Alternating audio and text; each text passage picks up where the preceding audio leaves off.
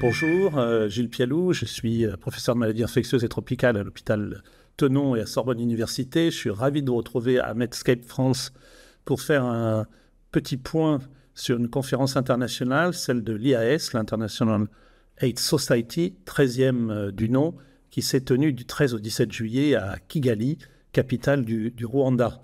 C'est la première fois que ce pays accueille cette conférence et la troisième fois seulement que cette conférence mondiale se déroule dans un pays africain. Alors ce pays africain n'a pas été choisi au hasard. Le Rwanda est un petit pays sous tension, comme vous le savez, politique et sanitaire. Cette conférence se tenait en virtuel et en présentiel. Environ 4000 personnes se sont rendues à Kigali.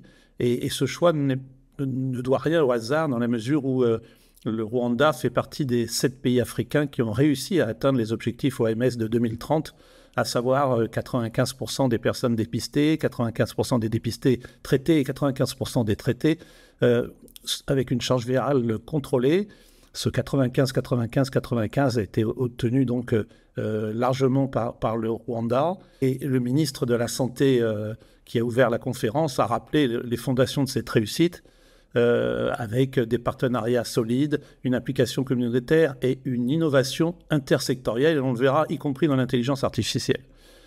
Politiquement, c'était plutôt vers les États-Unis qu'était tournée cette conférence, et beaucoup de sessions ont fait part de modélisation et des inquiétudes concernant le gel ou la suspension des programmes, et surtout du programme du PEPFAR, le programme ouvert par Bush en 2003 pour le financement en Afrique. Et beaucoup de pays d'Afrique subsaharienne dépendent de ce fonds américain à plus de 60% pour leur riposte vis-à-vis de la lutte contre le sida. On a vu à la fois l'OMS qui a alerté sur le fait qu'on aurait peut-être 6 millions de nouvelles infections et 4 millions de nouveaux décès entre 2025 et 2029 du fait de ce gel, même si le Sénat américain, pendant la conférence, a approuvé en première lecture un plan de sauvetage de 400 millions de dollars. C'est tout à fait aléatoire. Il n'est pas certain que Donald Trump donne suite à cette décision du Sénat. Alors, l'augmentation des incidences, elle a été modélisée par quelqu'un qui s'appelle Jack Stone, de l'université de Bristol, qui a montré dans 14 pays d'Afrique subsaharienne l'impact que ça aurait sur la transmission, sur l'accès à la PrEP, avec environ 700 000 personnes qui n'auraient pas la PrEP, la prophylaxie pré-exposition contre le VIH, du seul fait de ce gel de financement. Et pour l'année prochaine, dans ces 14 pays, ils misent sur 6 000 nouvelles contaminations qui feraient augmenter de 8% les contaminations chez les hommes ayant des relations sexuelles avec des hommes, 6% chez les travailleurs du sexe et 5% chez les femmes trans. Il a sonné le tocsin en disant qu'il fallait trouver des alternatives à ces financements-là. Alors, l'OMS a montré ses nouvelles recommandations en matière de prise en charge du VIH et de prévention du VIH, avec donc 4 outils maintenant dont on dispose dans le monde, dont la PrEP orale en continu ou à la demande, les anneaux vaginaux imprégnés de dapivirine. Depuis 2021, l'OMS a donné ses recommandations. Le cabotegravir injectable tous les 2 mois. Et maintenant, le lenacapavir injectable en sous-cutané tous les 6 mois, qui a été indiscutablement la vedette de cette conférence africaine.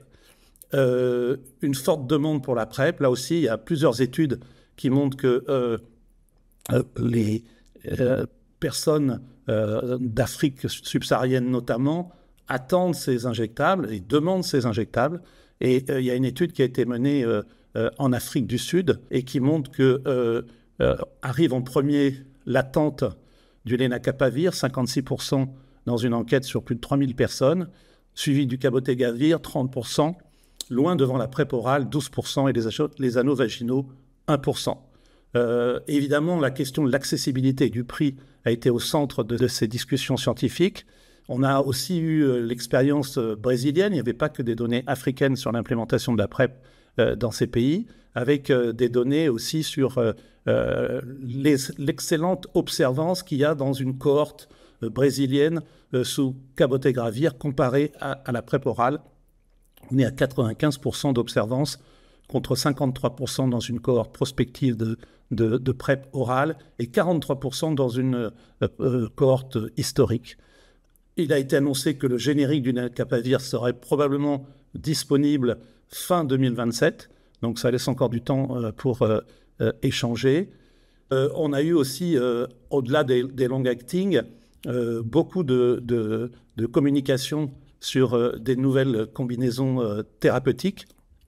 Parmi elles, on a l'association islatravir plus la molécule MK qui maintenant porte un nom, à savoir l'ulonivirine, j'ai du mal à le prononcer. Donc c'est un essai de phase 2B à S24 en thérapeutique avec une efficacité démontrée. L'avantage, c'est que on est avec deux nouvelles molécules. Islatravir était plutôt connu, et l'ulonivirine, un nouvel inhibiteur non nucléosidique de la transcriptase inverse. Avantage, c'est un traitement une fois par semaine, per os. Et donc on a un essai là de non-infériorité qui est tout à fait intéressant.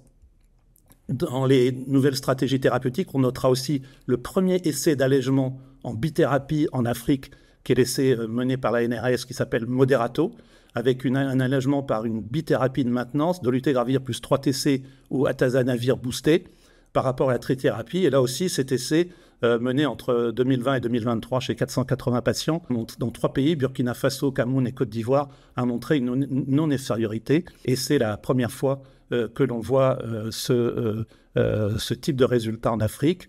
On finira aussi par un focus qui a été fait dans plusieurs essais avec des résultats pas très bons chez l'adolescent, qui est lié au phénomène justement de la difficulté d'accès aux traitements antirétroviraux. C'est les essais de 4 jours sur 7 ou de 5 jours sur 7 qui se multiplient, qui est une façon aussi de gérer cette pénurie due à la coupe des financements américains. Merci.